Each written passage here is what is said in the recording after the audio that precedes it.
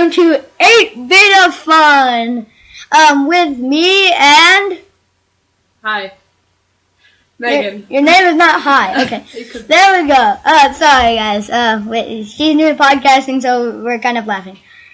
But, so let's start with, Disco Zoo. Disco Zoo. Do dance. I like disco Dance. So, I'll talk a little bit. So, an 8-bit. Okay, so, this is a very low graphic game made by Nimblebit Studios, which are from the same creators of Tiny Tower, Tiny Death Star, which was taken off by Disney, Pocket Planes, Pocket Trains, Tiny Tower Vegas. Okay, the list goes on and on.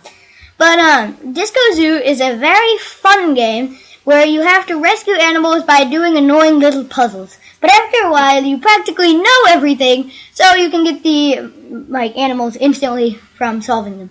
So, and then you create a zoo, and you unlock different things, and you get really mad if you get a mythical, and you don't get all the pieces in time, and, all the pieces with all your tries, and you get really mad. So, but, really fun game, actually. Yeah. So, yeah, it's extremely fun, and I'll have Meghan to talk about it because she was the one who told me about it. So, go. Because I'm a really smart person. I find these games somehow. I found this game because I was looking for, zoo games or whatever, Apple Store. But, yeah, I found this game, and my zoo is pretty much way better than his because, I've been working on it for a long time now. What you really much do is you get this little grid, a 6x6 or whatever, 8x8, and you gotta tap the grid, and you gotta find the animals and stuff. And the animals have different patterns, and once you find all of the pieces in the pattern, then you get the animal. And then, once you get the animal, you get a certain number, is it 25 or something like that? 25. Yeah. 25. And once you get 25, then you have to start releasing them, and you get, trophies and stuff. Oh, wait, guys. Yeah. My rabbits fell asleep. Hold on, I have to check this. You have fun. I love how serene and calm, the music is. It's just like a guitar. I'm sorry, guys. I'm sorry here. I'm sorry. What are you doing? I'm sorry. I gotta wake up my animals. Oh, a crown is found. Oh, okay. I have no Cha-ching. idea. Oh, have fun. And pretty much, you okay, gotta... Okay, guys. Okay, puzzles, okay. I'm done. Zoo, animals, stuff. And, yeah, you get coins, and then once you have a certain number of animals and coins, you can get a plane or a blimp or whatever, and you get to go to a different area, and you get more animals, and you can just continue and continue.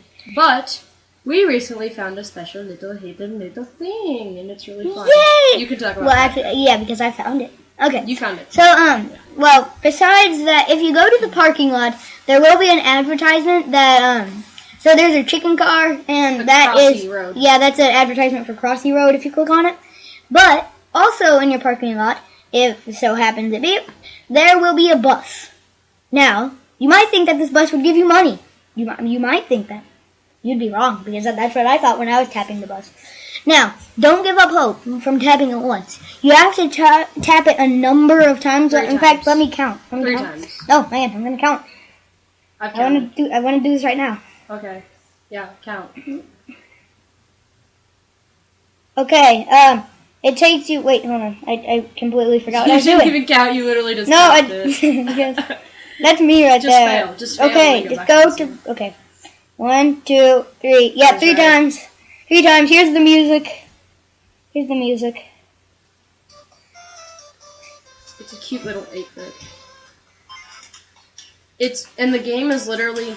It's the bus. Your animals have taken over a bus somehow, some way. I blame the unicorns. And you gotta. It's like Flappy Bird. Yeah, but practically. Except it's a lot harder than Flappy Bird. So yeah, you had dodge cars on the highway because somehow they got into the highway, and somehow you can help them. And yeah. My high score is beating Dre's right now. It's hey, I was ahead of you with 95, and now you're back. Now I have 146. Devoured me. It was fun. So yeah, but also there are rare creatures like Meghan was talking about. There are mythical creatures, which so far we've seen that in Okay, so in Farmland, it is a unicorn. Yep. And, Savannah is a griffin? Right? yeah. Savannah's a griffin, but the second area, which is Outback is the Tadalic, I mean. Which is it's like a little tree frog. It looks like a red-eyed tree frog. Yeah, it pretty much does. And in the, what's the next one after that? It's like it's not the mountains, it's the highlands or whatever. And that mythical creature is a Sasquatch. Yeah, I haven't gotten that far. Meghan. But I have. Yeah. So Disco Zoo is extremely fun, and I would give it some recommendation. It is a completely free game, like most of Nimblebit's games, so I would suggest checking it out. Yep. Okay, so now I'm going to talk about this because Meghan hasn't played it. So I'm going to talk about this. I have played it, but okay, I'm gonna talk about this. This is Scribblenauts Unlimited. Now I've always wanted this game because of the object editor. And just recently, Steam went, their daily deal yesterday, which was, March the 6th. Yeah. Their daily deal, no, it wasn't yesterday, it was the day before, so the 5th. Yeah. Their daily deal was, Scribblenauts Unlimited. It was usually $20, but since it was on sale, it was actually only $5. And, so, yeah. It's a really fun game, and I was really excited to finally get this game. Since I had been waiting for it to be released, to go on sale, and I've just waited a long, long time. But finally I've got it, and Maxwell has a giant family. I mean, seriously, this dude has 50 brothers. I mean, and he only has one sister, who is cursed. So yeah, that kind of sucks. So, pretty much, so here's how it happens. Maxwell and Lily, his sister, get spoilers two... for the game. Yeah. Lily and Maxwell are given two magical items. Lily is given the globe so Maxwell and her can travel the world. And Maxwell, as you know, because of all the other games, he gets the notebook, which you can write in and get practically anything except copyrighted items. But, so yeah, it's amazing. Now, they come across an old man in the game, and he says that he is hungry. Maxwell pulls a prank on him by giving him a rotten apple. He then puts a curse on his sister, and she turns to stone so she cannot go on any more adventures. Which is weird because shouldn't Maxwell be the one punished? He just didn't know. He's just like, I'll punish you. You're the first shot I saw. Yeah. So yeah, but that's besides the point. So you go around on missions and helping people, and eventually once you get all the star rights, I'm guessing she's free. I haven't beat the game yet. But, you get more star rights, you go back to Lily, you give her the star, she gets more covered in stone, and then one of your brothers comes in and introduces a new zone. And so that's how you get all your brothers, and you have to find them in hidden places sometimes. But you always have to do a mission to unlock them. But with the object editor, which is the main feature of this game, is when you go into it, you choose a described word. It's just like egg. Because you just type in an object. You can't type in rainbow egg. That won't work. But that's going to be your base object. And then you can add objects onto it to make it look like a certain thing. Adjectives and stuff. Yeah. You name it, you can paint it, you can add different items to it. And then if you go into its script, you can mess around, make it electric, it can electrocute people, it can throw stuff at people, it can be alive, you can make a living apple for all I care. So yeah, the example was egg, so if you typed in sparkly egg or golden egg, it'd be the golden egg or well, but in the object editor, your base object cannot have an adjective. Oh. It cannot, it has to be a generic word. Oh. So, for example, I did this, and I'll hopefully be getting it up to the Steam Workshop soon, so you guys can get it if you have the game. I created a Baymax so I took an egg as the base, and then I used a circle, 2 human arms, 2 ovals, another egg, a board, and yeah. So it's actually I used 2 circles for the eyes as well. So this Baymax looks really cool. I made it work. It's alive. It's really cool. Just don't drop him because then he becomes a yolk. But so yeah, it's an extremely fun game, and I would definitely consider it. But I would definitely get it on sale as well. But if you're one of those people who wants to get it now, because I know some people are a lot richer than I am, so you can buy that, and I would definitely highly recommend this game. So yeah, let's go on to the next game review. Now on Nerdy News, I talked about this game a lot because I have strong feelings about it, and I love this game because I love all type of sandbox games like Scribblenauts and Minecraft, definitely Minecraft, Robocraft, which is another sandbox game. This game, its name is Besiege, and the basics of it are you create these medieval machines to destroy and conquer land. Now, pretty much you have a limited area to build stuff, but if you want to go unlimited, like without a barrier, you can still do that. You can turn off the barrier, but you cannot progress in the level any further than you are. So Megan can tell you a little bit about this. Yeah, when I first tried out the game, I was very confused on, the camera is hard to work out a little bit. It's a little bit different, but once you get used to it, it's pretty fun. You can use, your base starter is, one block. It's a small block, and you can, put different things on it and stuff. And the levels are all completely different. I know there's one where there's, sheep and bombs, and, yeah, the sheep are kind of I'm going to eat everything. And it's pretty cool. You just get to put, a bunch of different, different features on it, too. Cannons, fireballs. Wings, bombs. Yeah, you can even make it fly if you want. You can just literally, smash into anything. And it's pretty cool. So, yeah, so it's really neat. One of the missions I know was that you had to kill 80% of the sheep. Another one was you had to destroy 60% of a castle. But this game is still in its very early stages, so it is great support for the developers of the game. I really enjoy it, and I put my money on it definitely. It's around $7, I believe it's $6.49, I want to say. Probably. And a very nice, well put together game. You can only access one island and conquer it right now. I've conquered the whole island. But also, you can go back in the missions and do it all over again until an update comes and you can get all the islands or whatever. And there's even the moon, which is coming in a future update. But also, if you're bored of doing the missions now that you're done with it, or you just want some free time, the sandbox, it says work in progress. You can still go into it. And it is really nice, really cool. There's nothing you really have to progress on. It's just you can test your vehicles out in a nice environment where you're not getting attacked by arrows. So, it's really nice. I love this game. Highly recommended. Great graphics, great gameplay. It's just overall a really nice sandbox game. Yep. Now, I'm going to let Megan do her thing, which is MeghanTriforce talks Triforce. So as most of you know, let's see, Majora's Mask 3D just came out for the 3DS, 3DS XL, etc. Great game. Really, really great remastered version. A lot like Ocarina of Time, except it's just the remastered version. So a lot of us, modern kids now, I guess, get to finally play this game, and it's a great Zelda game. I can tell you that. My favorite Zelda game being Twilight Princess. This one's really, really fun.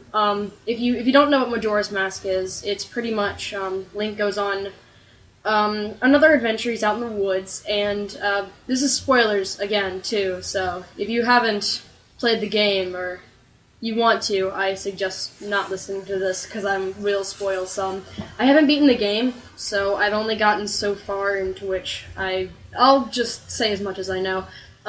So Link goes on another adventure, and this time he's looking for Navi. And leave it behind. Leave Navi behind. Don't look for it. Yeah, and he's just wandering around, and all of a sudden this little what everybody called him, a Scald Kid, comes up, steals his ocarina, the Ocarina of Time, which, it's like a whole Zelda timeline thing, look it up if you want. Steals the Ocarina of Time, and steals Epona, and runs off. And Link chases him down, and somehow falls into this magical vortex of things and stuff. Not really sure what it was, but, everybody's saying it's, like, another version of Hyrule and stuff.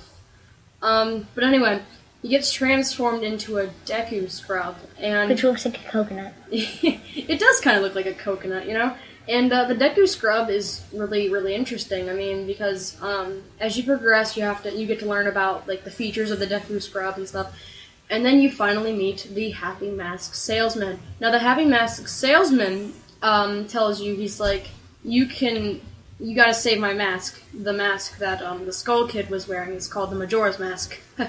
Psst, it's the game's. It's the game's name, and You gotta go retrieve that, and in favor, he will return you back to your normal self. So you finally meet Skull Kid and stuff, and you learn about the moon is about to fall on this town called Clocktown in 3 days. 3 days won't matter anyway.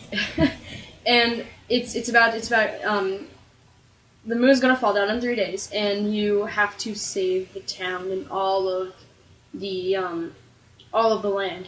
And it's pretty much a really cool concept that it brings in, because no other Zelda game has, like, the time. I mean, Ocarina of Time did, yes, but Majora's Mask really does have, like, a cool time concept, where when you finally do get the Ocarina of Time back, and you do finally return to your normal self, you finally get to, like, reverse time and speed up time, and it's a really cool game. And I mean, there are bosses like in every Zelda game, and it's adventurous, but it's also you have to pay attention. It makes you and forces you to focus on the time. So it's a really cool game. I suggest it highly. Maybe wait a little bit. Right now it's kind of high priced. Obviously, it's a new game. All new games are high priced and stuff. So yeah. Next thing I want to talk about real quick is the new Zelda that's going to be coming out for the Wii U. Now, this one is really, really interesting because, as I think Miyamoto or somebody was talking about, it's going to be a free open world, and that's something that no Zelda game has had yet. Wait, isn't that already a game, Hyrule Warriors? No. Hyrule Warriors is about, like, it's like you can choose a character, you fight hordes of enemies and stuff. This new Zelda game that's coming out is for the Wii U, and it's going to be an open-world adventure game. Like, it's going to be like a Zelda game, but it's going to be open world. So, like, Skyrim or something. And, but it's not going to be, like, that kind of detailed. But it's still going to be a Zelda game, and I know everybody's been speculating if there's a trailer on it already. Nobody even knows the real name of it yet, I think. I haven't really looked into it. But everybody thinks the person on the horse, or Epona, is Zelda, actually. And it's really interesting because that would throw a whole new spin onto this Zelda series. Even if they put this into the timeline, like, where would it go? How does this fit into the story? What villain are we going to see? Are we going to see Ganon, Ganondorf, Vaati, Demise? It's really interesting, and I'm really excited. So, yeah.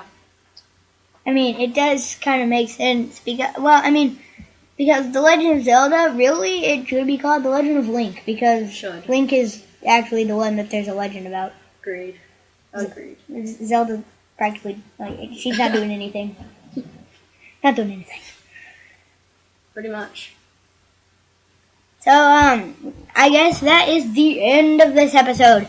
If you like this video and you want to see more of the Dravinwho universe, then you can then you can follow us on Facebook, and you could also subscribe on YouTube. We would very appreciate that because we're a new channel and we're just starting out, but we would like a lot of new subscribers so we can get, we can actually get more videos posted, and it would just be a lot of support. We thank you very much. We are the Dravinwho universe on Facebook, and we will see you guys next time. Goodbye. Yep, take care, everyone.